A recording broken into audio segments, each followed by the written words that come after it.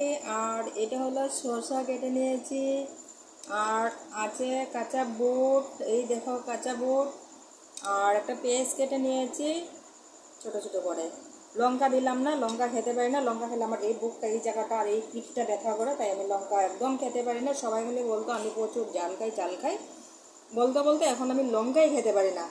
আর দেখো গাজরটা যে কেটেছি কত পাতলা পাতলা করে গাজরটা কেটে নিয়েছি, দেখতে পাচ্ছ? একদম পাতলা পাতলা করে গাজরটা কেটে নিয়েছি। আর এই হলো ধনা পাতা, লবণ, নর্মাল লবণ, আর হলো বিট লবণ।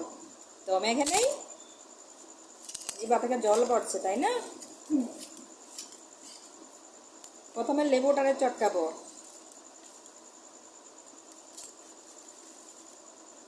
তারপরে পেঁয়াজ, তেল দিলাম না কারণ তেল দিলে স্বাস্থ্যের জন্য এটা ভালো নয়, তেল দিলে গ্যাস হয়ে যায়, তাই আমি তেলটা দিচ্ছি না। তোমরা চাইলে দিতে পারো, আমার ভালো লাগে না তাই আমি দিইনি।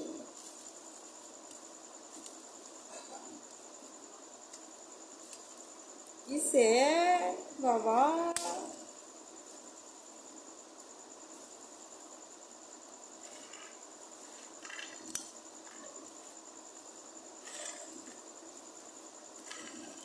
একসাথে সব মেখে নিব। আসো না, খাবা খাবা, তুমি খাবা খাবা।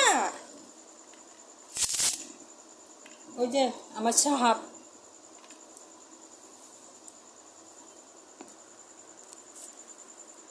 ওই যে সব সময় আমার সাথে সাথে।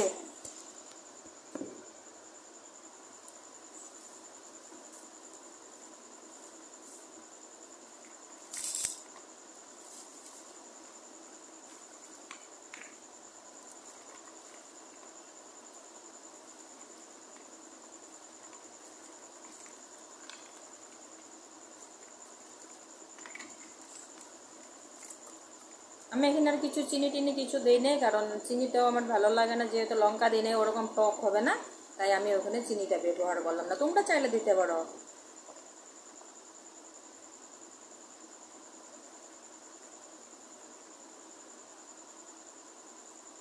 হ্যাঁ দেখো